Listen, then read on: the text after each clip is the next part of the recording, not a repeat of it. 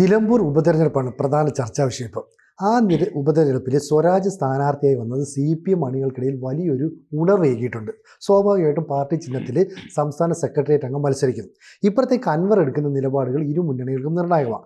ഇവിടെ മുസ്ലിം ലീഗ് ഒരു തീരുമാനം പറയുന്നില്ല. അപ്പോൾ ലീഗ് ഒരു മതേതര പാർട്ടിയാണെന്ന് പറയുന്നുണ്ടെങ്കിലും ലീഗിനുള്ളിൽ തന്നെ മതചിന്ത വെച്ച് പുലർത്തുന്ന നേതാക്കൾ അല്ലെങ്കിൽ അത്തരത്തിലുള്ളൊരു നേതൃത്വമുണ്ട് എന്ന് പറഞ്ഞാൽ അതിനെ തെറ്റു പറയാനും പറ്റുമോ? അതാണ് വസ്തുത. കാരണം ഇതിനകത്ത് ഇപ്പോൾ സ്വരാജ് സ്ഥാനാർത്ഥിയായിട്ട് വന്നതോടു കൂടിയിട്ട് അവിടെ നിലമ്പൂരിലുണ്ടായിരിക്കുന്നൊരു മാറ്റമുണ്ട്, ഒരു ഗുണകരമായിരിക്കുന്ന മാറ്റമാണോ? ഞാനത് തെരഞ്ഞെടുപ്പിൽ ഒരുപക്ഷെ ജയിക്കും, ആര്യാടൻ തോക്കും എന്നല്ല എൻ്റെ ആർഗ്യുമെൻറ്റ്. പക്ഷേ ഇത്രയും കാലം ഇത്രയും ദിവസം സംഭവിച്ചുകൊണ്ടിരുന്നത് പ്രധാനമായിട്ട് അൻവറിനെ ചുറ്റിപ്പറ്റിയും ആര്യാടൻ കുടുംബത്തെ ചുറ്റിപ്പറ്റിയിട്ടായിരുന്നു അവിടുത്തെ നിലമ്പൂരിൻ്റെ രാഷ്ട്രീയം. ആ രാഷ്ട്രീയത്തിൽ നിന്ന് വ്യത്യസ്തമായിക്കൊണ്ട് സ്വരാജ് പാർട്ടിയുടെ CPMൻ്റെ സ്ഥാനാർത്ഥിയാവുന്നതോടുകൂടി കൊണ്ട്, കാരണം CPMൽ സ്വരാജ് എന്ന് പറഞ്ഞാൽ CPMൻ്റെ യൂത്ത് ഐക്കണാണത്. ഒരുപക്ഷെ തൃപ്പൂണിത്തുറ മത്സരിച്ച ഗുണം കിട്ടില്ല കേട്ടോ. അദ്ദേഹത്തിൻ്റെ പഴയ സീറ്റ് തൃപ്പൂണിത്തുറയാണ്. അവിടെ മത്സരിച്ചപ്പോൾ ഒരു 8,000-നും 10,000-നും ഇടയ്ക്ക് വോട്ടിന് പുള്ളി തോറ്റുപോകും. കാരണം അദ്ദേഹത്തിന് എല്ലാവർക്കും പരിചയമുണ്ട്. കാരണം അദ്ദേഹത്തിന് എപ്പോഴും മത്സരിക്കാൻ നല്ല സ്ഥലം, പരിചയമില്ലാത്ത സ്ഥലമാണ് നിലമ്പൂർ. ഞാൻ മനസ്സിലാക്കുന്ന അദ്ദേഹത്തിന് വേണ്ടത്ര പരിചയമില്ല. ഈ പരിചയമില്ലാത്തത് കൊണ്ട് നിലമ്പൂരിലുള്ള സാധാരണക്കാരായിരിക്കുന്ന കമ്മ്യൂണിസ്റ്റുകൾ അവർ ഐക്കണായിട്ട് കാണുന്ന സ്വരാജിന് വേണ്ടിയിട്ട് സഭ്യമായിട്ടുള്ള ഭാഷയിൽ, സഭ്യമോ അസഭ്യമോ തൻ്റേതായിട്ടുള്ള രീതിയിൽ നല്ല ഭാഷയിൽ സംസാരിക്കാൻ സാധിക്കുന്ന ഈ സ്വരാജിന് വോട്ട് ചെയ്യാൻ വേണ്ടിയിട്ടും അത് വേണ്ടിയിട്ട് പ്രവർത്തിക്കാൻ വേണ്ടിയിട്ട് അവർക്ക് താല്പര്യം സ്വാഭാവികമായിട്ടുണ്ടാവും. ഇന്ന് അവിടെ സംഭവിച്ചുകൊണ്ടിരിക്കുന്നതാണ്. കാരണം നിലമ്പൂർ നമുക്ക് കേരളത്തിൻ്റെ ഏറ്റവും വലിയൊരു സിമ്പലാണ് നിലമ്പൂർ. കാരണം നിലമ്പൂർ നമുക്ക് ചിലപ്പോൾ തോന്നും ഒരു ഇത്ര ദൂരെ കിടക്കുന്ന ഒരു സ്ഥലമാണ്, അതെങ്ങനെയാണ് കേരളത്തിൻ്റെ ഏറ്റവും പ്രതീകമായിട്ട് എങ്ങനെ വരികയെന്ന്. കേരളത്തിൻ്റെ പ്രതീകമാണത് ശരിക്കത്. കേരളത്തിൽ നിലമ്പൂർ എന്ന് പറയുന്ന നിയോജക മണ്ഡലത്തിലെ രാഷ്ട്രീയ അരക്ഷിതാവസ്ഥ ഉണ്ടാക്കുന്ന, രാഷ്ട്രീയ പ്രശ്നങ്ങൾ ഉണ്ടാക്കുന്ന രാഷ്ട്രീയ പ്രസ്ഥാനം മുസ്ലിം ലീഗാണ്. മുസ്ലിം ലീഗാണ്. നമ്മൾ മറച്ചു കാണിക്കാൻ പറ്റില്ല. ഇപ്പം എന്തുകൊണ്ടാണ് അൻവർ എന്ന് പറയുന്ന ആളുണ്ട്, അൻവർ ഇടയ്ക്ക് CPMൻ്റെ പിന്നാലെ പോയി. എന്തുകൊണ്ടാണ് ലീഗിൽ മെമ്പർഷിപ്പ് കിട്ടാത്തത്?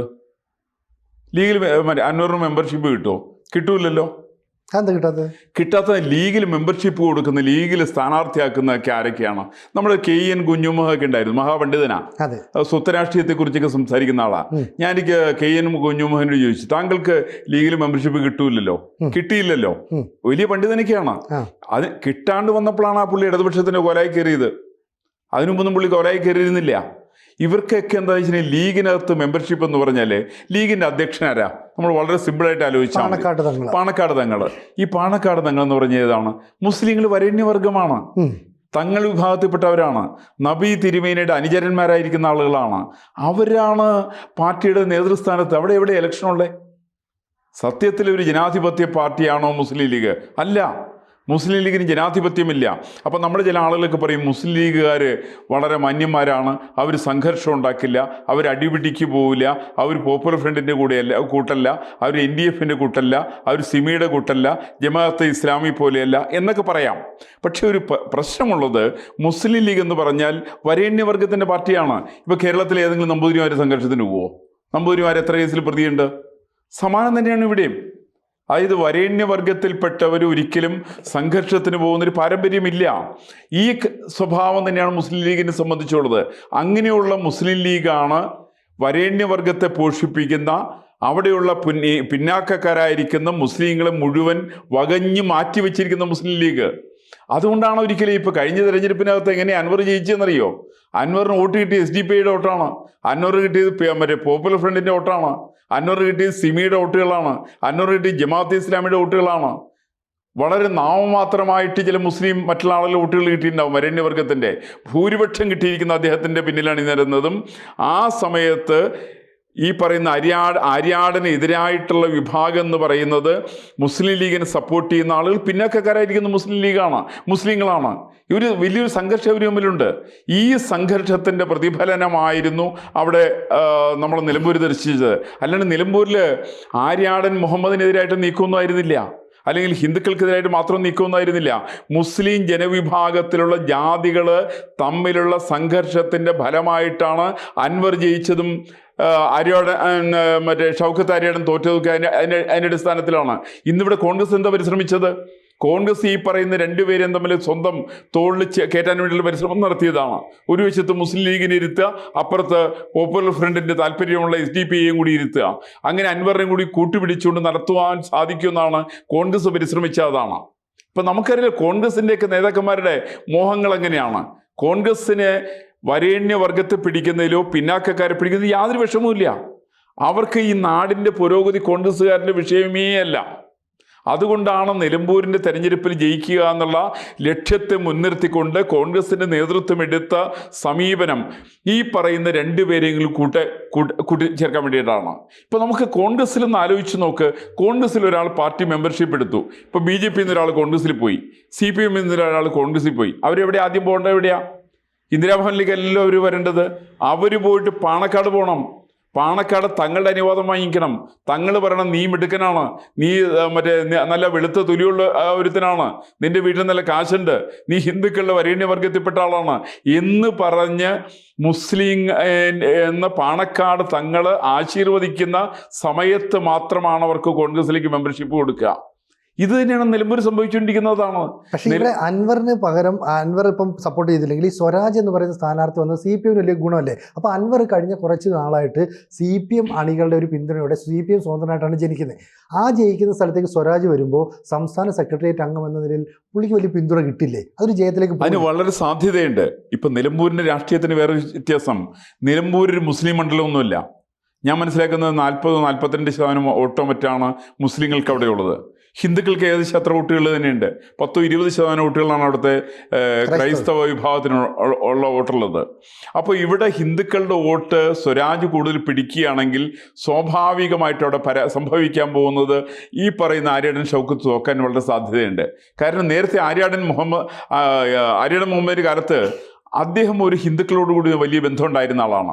മുസ്ലിം ലീഗിൻ്റെ വരേണ്യവർഗത്തിൻ്റെ സ്വഭാവത്തിനെതിരായിട്ട് കൃത്യമായിട്ട് സംസാരിച്ചിരുന്ന ഒരാളാണ് ആര്യാടൻ മുഹമ്മദ്. ഇന്നിപ്പോൾ അങ്ങനത്തെ ഒരു നേതാവില്ല. കാരണം ഹിന്ദുക്കൾക്ക് വേണ്ടി സംസാരിക്കാൻ അവിടെ ആരുമില്ല. അപ്പോൾ ആ ഹിന്ദുക്കൾക്ക് വേണ്ടി സംസാരിക്കാൻ സാധിക്കുമോ എന്നുള്ളതാണ് സ്വരാജ് ഏറ്റെടുക്കുന്ന നടപടിയാണ്. നമുക്കൊണ്ട് സ്വരാജിനെ കുറിച്ച് വേണമെങ്കിൽ അഭിപ്രായ വ്യത്യാസമുണ്ട്. കാരണം ശബരിമല സീസണിൽ സ്വരാജിൻ്റെ പ്രസംഗങ്ങളൊക്കെ തൃപ്പൂണിത്തുറക്കാർ നന്നായിട്ട് ആഘോഷിച്ചതാണ്. അതിൻ്റെ പേരിൽ തൃപ്പൂണിത്തുറ അദ്ദേഹം 8 നില പൊട്ടിയതിൻ്റെ പ്രധാനപ്പെട്ട കാരണവും ഈ പറയുന്ന അയ്യപ്പ സ്വാമിക്കെതിരായിട്ടുള്ള ആക്ഷേപമാണ്. പക്ഷെ അങ്ങനെയുള്ള സ്വരാജിന് പോലും നിലമ്പൂര് അദ്ദേഹത്തെ സംബന്ധിച്ചൊരു വലിയൊരു സ്പേസ് ഉണ്ടെന്നുള്ളതാണ് വസ്തുത. ആ സ്പേസ് മുതലെടുക്കാൻ സാധിക്കുമെന്നുള്ളതാണ് കമ്മ്യൂണിസ്റ്റ് പാർട്ടി പരിശ്രമിക്കുന്നത്. അവർക്കറിയാം. കാരണം അൻവർ തന്നെത്താൻ മത്സരിക്കാൻ സാധ്യതയില്ല. അഥവാ മത്സരിച്ചാൽ 10-20% വോട്ടാണ് അയാൾക്ക് കിട്ടാൻ വേണ്ടി സാധ്യത. അങ്ങനെയാണ് വരുന്നതെങ്കിൽ സ്വാഭാവികമായിട്ട് 987 രാഷ്ട്രീയത്തിൻ്റെ തനിയാവർത്തനമെന്നോണം ഒരു സംശയവും വിചാരിക്കേണ്ട, നിലമ്പൂരിൽ സ്വരാജ് ജയിക്കും. അതിനുള്ളൊരു സാഹചര്യം നിലവിലുണ്ട്. കാരണം ആര്യാടൻ ഷൗക്കത്തിന് മുസ്ലിം ജനവിഭാഗത്തിന് പൂർണ്ണമായിട്ടുള്ള പിന്തുണയില്ല. പിന്നാക്ക സമുദായത്തിന് പിന്തുണ അദ്ദേഹത്തിനില്ല. കോൺഗ്രസിലെ വിഭാഗത്തിൻ്റെ പിന്തുണ അദ്ദേഹത്തിനില്ല. ഇന്ന് മാത്രമല്ല കോൺഗ്രസ്സുകാർ ആപ്പടെ സ്പ്ലിറ്റിലാണ്. കോൺഗ്രസ്സുകാർ പ്രതിപക്ഷ നേതാവും പഴയ കോൺഗ്രസിൻ്റെ KPCC പ്രസിഡന്റും ഒക്കെ തമ്മിലുള്ള വലിയ വഴക്കാണ് അവിടെ. KPCC പ്രസിഡന്റ് അവിടെ സ്ഥാനമേ ഇല്ല. നിലമ്പൂർ ചർച്ചയിലൊന്ന് ആലോചിച്ച് നോക്കിയോ? അല്ല, ഇവിടുത്തെ ഇപ്പോൾ പ്രശ്നം എന്താ പറയുക, കോൺഗ്രസിൽ എനിക്ക് വിശ്വാസമില്ല എന്ന് PV അൻവർ പറയുന്നു. അപ്പോൾ VD സതീശൻ പറയുന്നത് 2 ദിവസത്തിന് ശേഷം അസോസിയേറ്റ് മെമ്പർ ആക്കാം, അങ്ങനെയുള്ള പരിഗണിക്കാമെന്ന് പറയുന്നു. ഞാൻ ഇനി അങ്ങോട്ടേക്ക് ഇല്ലെന്ന് അൻവർ പറയുന്നു. പക്ഷേ ഇവിടെയൊക്കെ കുറ്റകരമായ ഒരു മൗനം ലീഗ് പുലർത്തുന്നുണ്ട്. എന്തുകൊണ്ട് ലീഗാണല്ലോ ഇത്തരം സംഭവം ഉണ്ടാകുമ്പോൾ ഒരു മീഡിയേറ്റർ എന്ന നിലയിൽ രംഗത്ത് വരേണ്ടത്? എന്തുകൊണ്ടാണ് ലീഗ് രംഗത്ത് വരികയും അൻവറിനെ അനുനയിപ്പിക്കാനൊന്നും ശ്രമിക്കാതെ? ലീഗ് കേരളത്തിലെ ആരുടെയൊക്കെ കാര്യങ്ങളിലാണ് അനുനയത്തിന് വന്നിരിക്കുന്നത് നമ്മൾ പഠിക്കേണ്ടതാണ്. കോൺഗ്രസ്സിൽ പ്രശ്നങ്ങളുണ്ടാവുന്ന സമയത്ത് അനുനയത്തിന് വരും. കേരള കോൺഗ്രസ്സായിട്ടുള്ള പ്രശ്നങ്ങളുണ്ടാവുന്ന സമയത്ത് അനുനയത്തിന് വരും. RSPയിൽ പ്രശ്നങ്ങളുണ്ടാവുന്ന സമയത്ത് അനുനയത്തിന് വരും. അങ്ങനെയുള്ള അതായത് മുസ്ലിം സമുദായത്തിൻ്റെ പ്രശ്നങ്ങളിലൊന്നും മുസ്ലിം ലീഗ് കൈകടത്താറില്ല.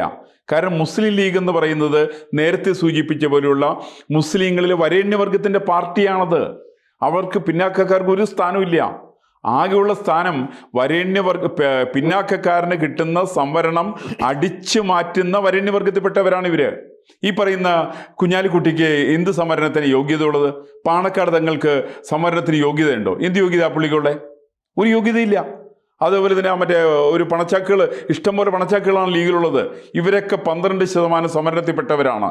ഇന്ന് മാത്രമല്ല, ഈഴവ സമുദായത്തിൻ്റെ കൂടി സംവരണം പിടിച്ചു പറ്റാനായിട്ടുള്ള പരിശ്രമത്തിലാണ് ഇന്നിപ്പോൾ ഇവർ നടത്തിക്കൊണ്ടിരിക്കുന്നത്.